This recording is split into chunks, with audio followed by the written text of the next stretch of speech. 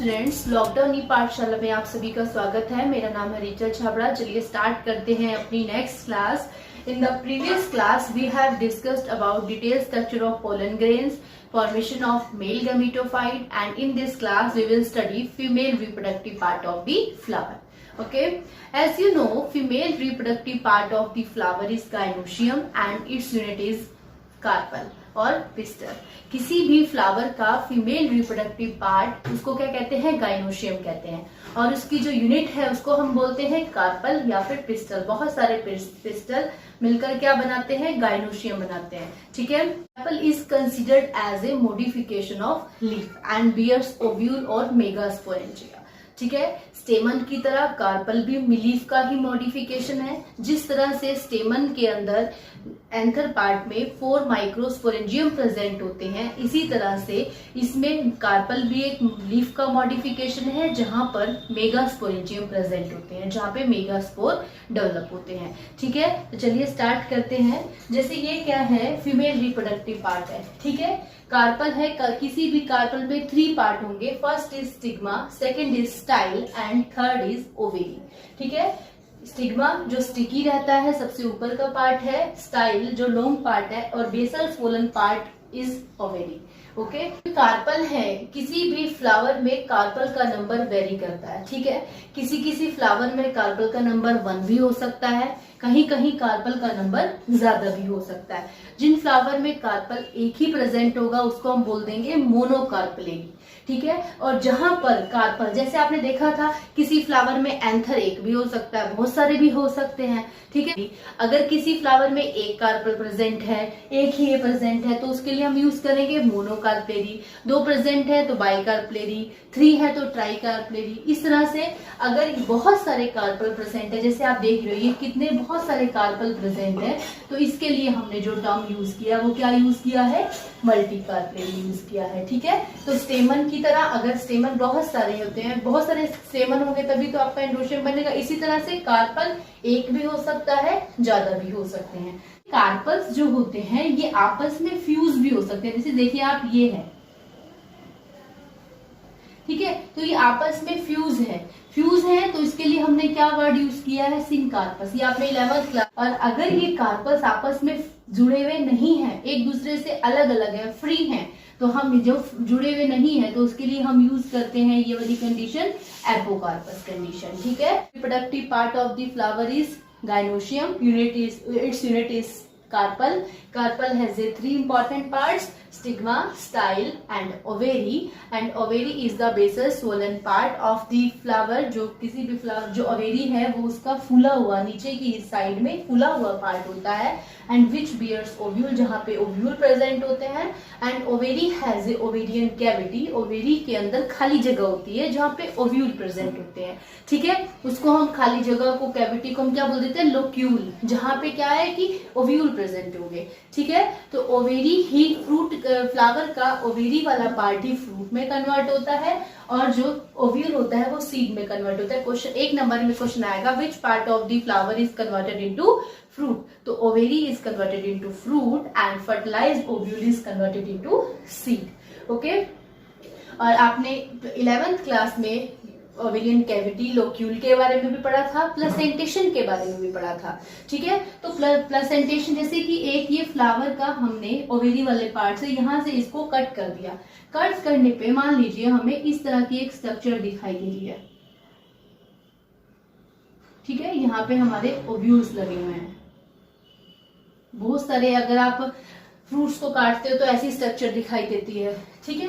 तो ये जो है इसका, ये ओव्यूल्स हो गए। ठीक है। और ये प्लेसेंटा के थ्रू आप इससे क्या हुए हैं? अटैच हैं, प्लेसेंटा से जुड़े हुए हैं, प्लेसेंटा से यहाँ पे जुड़े हुए हैं। तो प्लेसेंटेशन क्या होता है? आपने 11th क्लास में पढ़ा था, arrangement of the ovule into the ovary, कि किसी भी ओवेरी में ओव्यूल की जो अरेंजमेंट है, किस तरह से ओव्यूल लगे हुए हैं, उसको हम बोल देते हैं प्लेसेंटेशन। प्लेसेंटेशन 5 टाइप्स का होता है। जैसे मार्जिनल, आपने मार्जिनल पढ़ा, उसको अगर मिटा के देखते हैं, मार्जिनल प्लेसेंटेशन पढ़ा आपने, जैसे पी के अंदर होता है। ठीक है।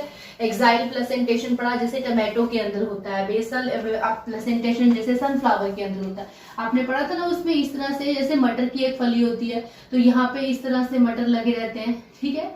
तो ये मार्जिनल प्लेसेंटेशन है कि इसमें ओव्यूल इस तरह से अरेंज है। अगर हम देखते हैं टमाटो को कट कर देते हैं, टमाटो को कट करने पे हमें इस तरह की स्ट्रक्चर दिखाई देती है और यहाँ पे ओव्यूल लगे रहते हैं।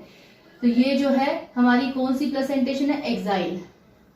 ठीक है, इस तरह की प्लेसेंटेशन भी मिलती है पैराइटल, यहाँ ओव्यूल लगा रहेगा जैसे मस्टर्ड के अंदर होता है।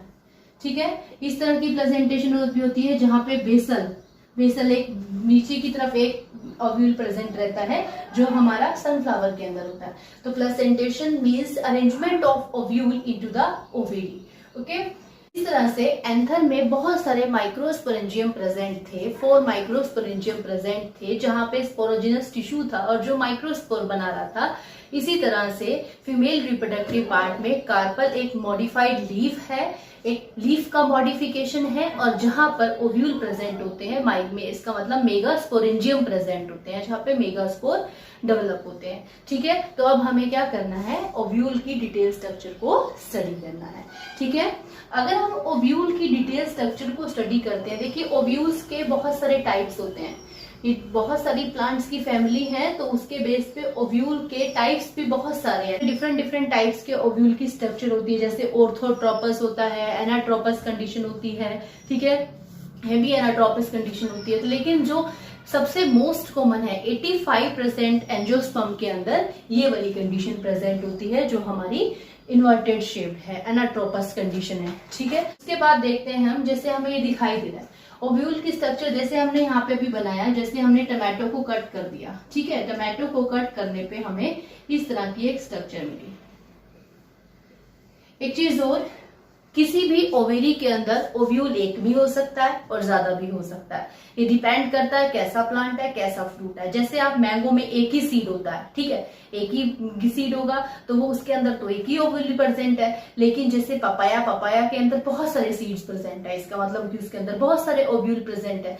तो ऐसा नहीं है कि एक क्यों है और ज्यादा क्यों है, किसी के अंदर ज्यादा भी हो सकते हैं, किसी के अंदर कम भी हो सकते हैं। वो डिपेंड करता है कि कौन सा प्लांट है, कौन सा फ्लावर है। ठीक है, जैसे हम नॉर्मल से स्ट्रक्चर बना रहे हैं हम, ठीक है, तो ये क्या है, ओव्यूल है। अगर हम देखें, ठीक है, ओव्यूल क्या है, प्लेसेंटा से अटैच है। ठीक है, प्लेसेंटा की हेल्प से अटैच है। ठीक है, तो अगर हमने इसको निकाल लिया और यहाँ पे हमने स्टडी करके देखा तो हमें इस तरह की एक स्ट्रक्चर दिखाई दी है। ओव्यूल को प्लेसेंटा से अटैच करने वाली जो स्ट्रक्चर होती है उसको बोलते हैं फ्यूनिकल। ठीक है, कि ओव्यूल प्लेसेंटा से, इससे किसकी हेल्प से अटैच है, बीच वाली स्ट्रक्चर से अटैच है। ये स्ट्रक्चर किसकी है, फ्यूनिकल की है। ठीक है, और ये फ्यूनिकल और ये जो ओव्यूल है, अगर हम यहाँ देखते हैं तो ये किससे अटैच है, ये हीलियम से अटैच है। ठीक है, मेन बॉडी जो ओव्यूल की है वो एक पैरेन्काइमेटस टिश्यू से बनी हुई होती है। ठीक है, और उस टिश्यू को हम बोलते हैं न्यूसिलस। ठीक है, ये जो टिश्यू है जो आगे जाके मेगास्पोर बनाएगा, मदर सेल बनाएगी, वो क्या है, हमारा न्यूसिलस है। तो न्यूक्लियस 2 कवरिंग से कवर हुआ है। ठीक है, तो हमारे ओव्यूल को कवर करती हैं जो लेयर्स, उसको बोलते हैं इंटेगुमेंट। ठीक है, 2 तरह की होंगी, आउटर इंटेगुमेंट और हमारा इनर इंटेगुमेंट। इनर इंटेगुमेंट और आउटर। अगर किसी ओव्यूल के अंदर 2 लेयर हैं तो उसको हम बोल देते हैं बाइटेगमिक ओव्यूल, और अगर सिंगल इंटेगुमेंट के अंदर सिंगल लेयर प्रेजेंट है तो उसको हम यूनिटेगमिक ओव्यूल बोल देते हैं। ठीक है, जो ये इंटेगुमेंट है ये पूरे ओव्यूल को कवर करते हैं सिवाय एक पोर्शन पे। ठीक है, except 1 portion, it is known as a micropyle. ये वाला जो रीजन होता है ओव्यूल का, इसको बोलते हैं माइक्रोपाइल। ठीक है, इस माइक्रोपाइल पे इंटेगुमेंट नहीं होता है, ये आउटर इंटेगुमेंट नहीं होता है। क्यों? क्योंकि इसी माइक्रोपाइल की तरफ से पोलन ट्यूब क्या करती है, इसके अंदर एंटर करती है। अगर ये आउटर इंटेगुमेंट होगा जो थिक होता है तो फिर तो उसको पोलन ट्यूब एंटर नहीं कर पाएगी, तो उसको एंट्री देने के लिए माइक्रोपाइल पे आउटर इंटेगुमेंट की कवरिंग नहीं होती है। बाकी पूरे ओव्यूल पे मिलेगी, लेकिन इस पोर्शन पे जो है आउटर इंटेगुमेंट की कवरिंग नहीं होगी, ताकि पोलन ट्यूब इजिली एंटर कर जाए। ठीक है, तो माइक्रोपोलर वाले माइक्रोपाइल से पोलन ट्यूब एंटर करती है, और माइक्रोपाइल का जस्ट अपोजिट पार्ट कहलाता है आपका चेलेजल पोल, तो हम चेलेजा भी बोल देते हैं, चेलेजा कहलाता है। इंटेगुमेंट और न्यूसेलस जहां पे मिलते हैं, ये वाला पार्ट है आपका चला जाए, और जो माइक्रोपाइल का बिल्कुल जस्ट अपोजिट पार्ट होता है। ठीक है, इस तरह से अंडाकार शेप में एक सेल है जिसको बोलते हैं हम एम्ब्रियो सैक। क्या कहते हैं? Embryo sac. जब पोलन ट्यूब माइक्रोपाइल की साइड से एंटर करती है तो यहाँ पे पहुंचती है और इसी एम्ब्रियो सैक में जाके रखे हुए एग के साथ फ्यूज होती है और फर्टिलाइजेशन का प्रोसेस कंप्लीट की स्ट्रक्चर थी।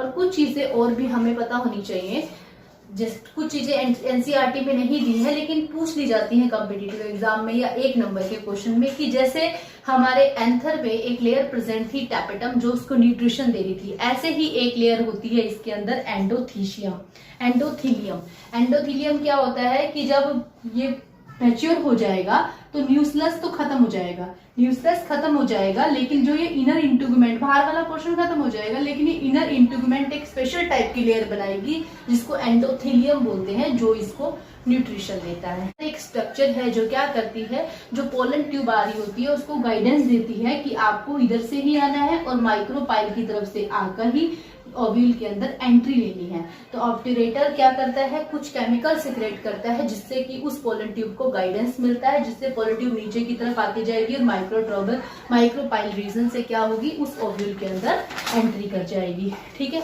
और ये ऑब्ट्यूरेटर को कौन बनाता है? फ्यूनिकल। ये फ्यूनिकल क्या करता है, ऑब्ट्यूरेटर को बनाएगा जिससे कि वो एक केमिकल सिक्रेट करेगा और वो पोलन ट्यूब माइक्रोपाइल की तरफ से ही एंट्री कर पाती है। जब ये ओव्यूल मैच्योर हो जाता है तो ये न्यूक्लियस खत्म हो जाएगा। जब पोलर मदर सेल, जब आपकी ये मेगास्पोर मदर सेल बन गई, मेगास्पोर बन गया, सब कुछ बन गया, तो ये न्यूक्लियस बाद में क्या हो जाएगा, खत्म हो जाएगा। लेकिन कई केसेस में एक थिन लेयर टाइप रह जाता है जिसको हम बोलते हैं पेरिस्पर्म।